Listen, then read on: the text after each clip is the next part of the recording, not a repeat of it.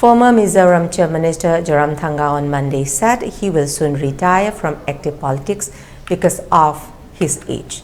Zoramthanga, the president of the opposition MNF, said they discussed about it with the party's senior vice president Tuan Lua, and they both have decided that the party should continue without them. We have discussed the matter and we agreed that the party should continue without our presence as both of us have become 80. We have also informed our party leaders about our retirement, he told MNF workers after the party's office in Aizawl was inaugurated. He said that party leaders will soon announce a new arrangement. Zoramthanga said that the current team of the MNF office bearers has already expired and he had Tuan Lua have requested the leadership not to give them new responsibilities.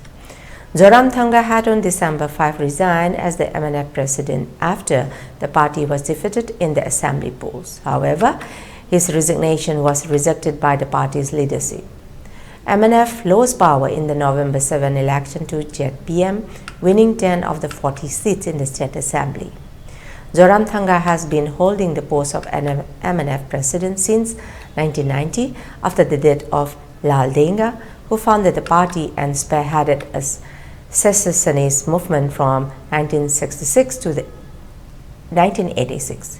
He had joined the underground movement led by the MNF in 1966 and become secretary to the president when the outfit moved its base to East Pakistan, now Bangladesh, in 1969.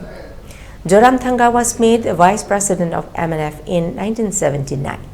He has successfully contested assembly polls 6 times: 1987, 1989, 1993, 1998, 2003, and 2018.